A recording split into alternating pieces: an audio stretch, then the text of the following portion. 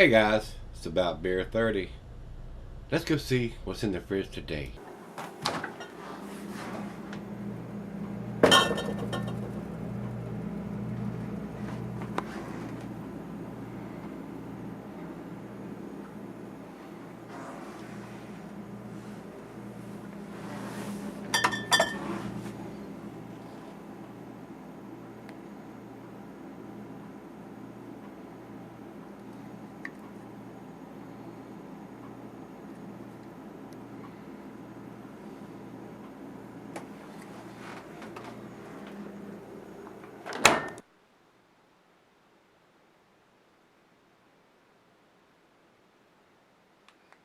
Hello everybody, and welcome to Gregsbeerreviews. Today I certainly do appreciate you stopping by, guys. We did a little change up here. I'm going to tell you what's going on. The lighting has been changed to try to keep these plants alive so it might seem a lot brighter in here. The camera has been moved closer. We were having audio problems with the external mic, and I bought another external mic and was doing the same thing. The camera's only 6 months old. I'm not going to buy another camera, guys. I'm not going to keep buying microphones. So we moved the camera closer. So we're going to go back to like we were doing for many years with just a microphone on the camera. The camera is only 3.5 feet away.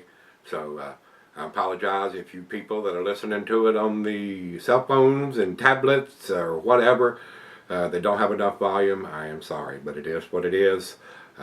We're gonna go to using the camera microphone only from here on out.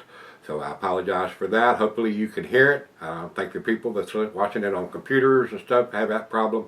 So it is what it is. So with that being said, let's get on with today's beer. This is Hot Butcher for the World. That's the name of the brewery, not the beer. Hot Butcher for the World. These guys are in Illinois. The name of the beer is Skeleton Cruise, and it is a IPA, guys. It's not a huge beer. This one's only like 6.2%, 6.25% by volume, and it says it was packaged on 10/8 of 19. So, and today is 11/9, so right at a month old, guys. And this was sent to me by Matt. He sent me a nice beer mail package, and he writes, as far as this brewery, Hot Butcher for the World, this is his favorite brewery. He says in the Chicagoland area for New England style IPAs, he said he would put this brewery up against any in the country when it comes to this style. Hopes I enjoy it and don't let them sit long. Well, Matt, we're going to get to them as quick as possible. I was several weeks out by the time I got them, so hopefully this is still going to be tasty. It's right at a month old, guys, so it still should be fine. Let's go jump over to Untapped to see if they have any additional information. They say basically what's on the can: Mosaic, Centennial, and Simcoe Hopped IPA. Don't have the IBUs. So a big 16-ounce can, and it looks like it's a heat shrunk wrapper on the can. So they haven't printed up a bunch of fancy artwork on their cans. They're either using some kind of heat shrunk label on them. A lot like some of the other ones that are doing a wraparound stick on. So, with that being said, we're going to find out what the Hot Butcher for the World brewery is all about and see if I agree with what Matt is telling me, that he really likes this brewery. So, let's find out if I really like it and how close I think they are to the New England style IPAs. So, it's not very hazy coming out, so I got a feeling we've had some settling going on in this can in the month it's been in it. So, but we're going to get it. I mean, it's very clear so far, guys. We're going to get it all in there before I go off camera and see if it changes the appearance any. But it is very clear coming out. So far, it does not look like a New England style beer. But that may change when we get this little bottom part of the can in there. It is got a slight haze to it, but I can see light through the beer, guys. Nice amber color. So, we shall see. Not much head, about a quarter finger of head on the pour. To the nose we go. Very nice hop aroma. I am getting pine and grapefruit. Nice and citrusy, maybe a little bit of oranges and tropical fruit notes. Smells very good. Let's get it to the lips. Cheers, everybody. Cheers, Matt.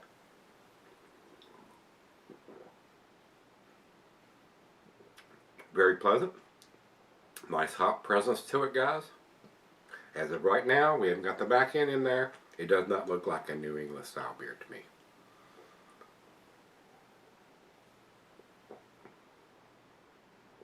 But a very tasty beer. Very pleasant. Alcohol super well hidden, 6.25%. So let's get the back end pour in there and see if it magically changes the appearance, which it could. It could very easily do that. Now that's a whole lot cloudier coming out of the bottom of the can. But still, even with that all in there,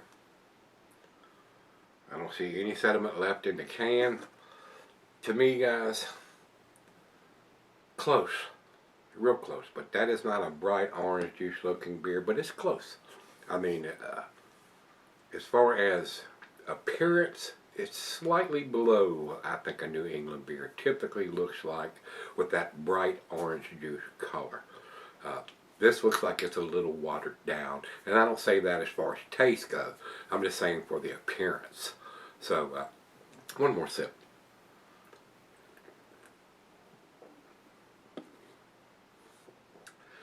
That did intensify the taste. Very pleasant aroma, very pleasant, I'm going to reserve any other comments until I sip on and get to the bottom end of it, but not quite up to like a Treehouse or a Trillium or some of the other ones that have that bright orange juice color from the get-go.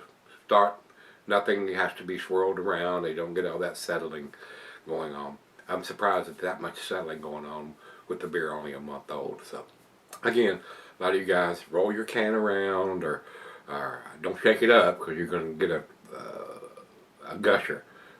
But maybe you can turn it upside down so some of that will settle back down to the top, or whatever you need to do to get it all in the glass and get everything in there. But it was very clear to that last pour. So let me sip on this one for a while and we'll come back and give it a grade. Alright guys, I'm back. Been sipping on it for a while. Nice lacing effect on the glass. Not quite up to my version of what a New England style IPA is, but evidently Matt disagrees with me because he thinks it's up top notch. It is a very tasty beer. Other than the alcohol being only 6.2%, this is not what I would want to buy for my go-to beer because of the alcohol is not at least 7%. But a lot of you guys like the lower ABV IPAs. That way you can drink more of them before you're shit-faced. But me, I like my IPAs to start in the 7% range. Tasty beer. Tasty beer. I just don't think it quite falls into it. You may disagree with that, and I don't have a problem with that.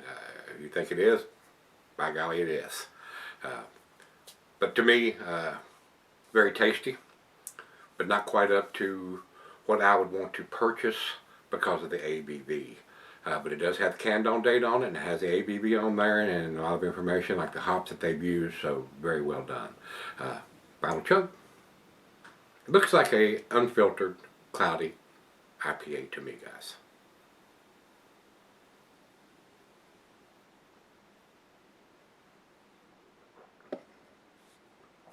The hop taste is there, the aroma is there. It's not off the chain like a lot of the New England style beers are to me, but that's just my opinion though, guys.